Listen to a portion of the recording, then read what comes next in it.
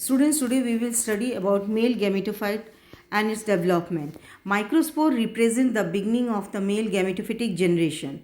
Older microspore, particularly after their release from the tetrad, are referred to as the pollen grain.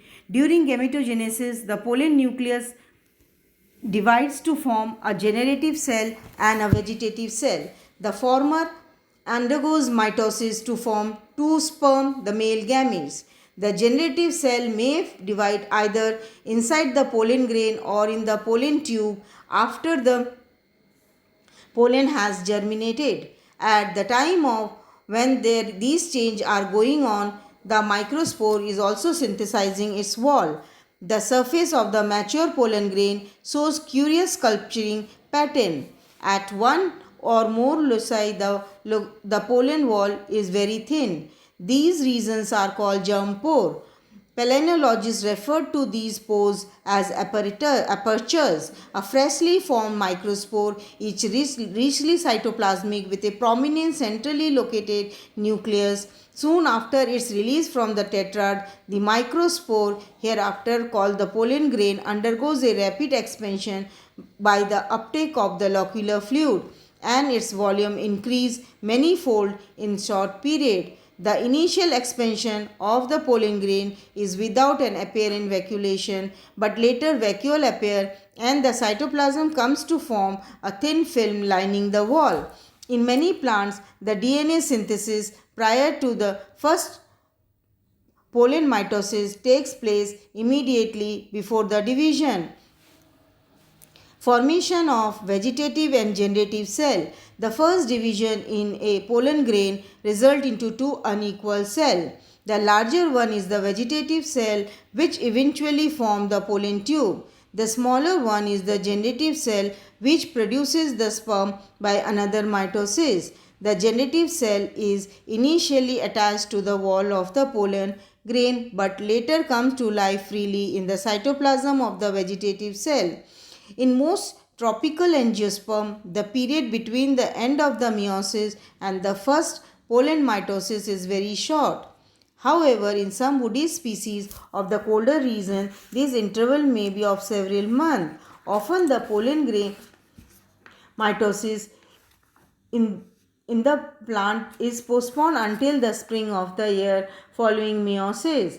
Pollen mitosis is not synchronized, unlike meiosis, which is high degree of synchrony is often maintained. This is probably due to lack of cytoplasmic interconnection between the pollen grain in an anther locule.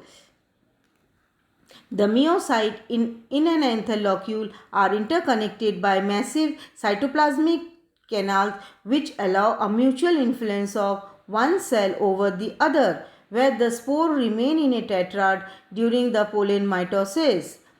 In Spiranthes australis, all the four spores in a tetrad are in the same stage of division, but not all tetrad in the locule. A complete synchrony may be expected where the microspores are united into pollinia or maculae in Orchidaceae, Asclepiadaceae and Mimosaceae. Before the pollen mitosis start, two distinct changes in the pollen protoplast are noticed. The nucleus is displaced and the center toward one side of the cell. The displacement is always in a particular direction and mark the position of the generative cell. This position of the generative cell is genetically controlled and is contrast for a species. The generative cell may be cut off either on the outside, the side away from the center of the tetrad, or the inner side toward the center of tetrad in case of DIMS.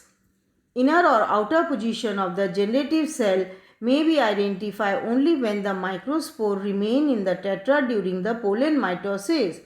The cytoplasm between the nucleus and the wall on the side where vegetative cell is to be cut off become highly vacuolated. By the time chromosome condensation has begun, the cytoplasm shows marked polarization with respect to the differentiation distribution of the cell organelles. Most of the plastids, mitochondria and the lipid bodies are dispersed toward the cytoplasm to be incorporated in the vegetative cell. The spindle of the pollen mitosis is short and asymmetric. The wallward pole of the spindle is blunt and the free pole acute.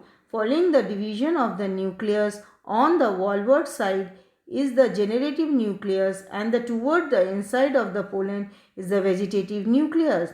At the end of the nuclear division, the cell plate is formed, curving around the generative nucleus and is hemispherical. Initially, the cytoplasm of the vegetative cell and that of the generative cell are separated by two plasma membranes. The wall of the generative cell is soon formed in between the two cell membrane and adjoining the intine or either side of the generative cell. The wall material in many taxa in Chlorophyton, Hyacinthus tradescantia has been identified as a callose. In Hemanthes, however, the wall seems to be made of unidentified fibrillar material. A unique event now follows. The wall of the generative cell grow inward between the plasma lemma of the generative cell and the intine until the two ends of the wall meet and fuse. The cell is finally pinched off. At this stage, the generative cell is spherical and moves toward the center of the vegetative cell. Soon afterward, the wall of the generative cell disappears and the cytoplasm of the generative cell remain enclosed in a two plasma membrane.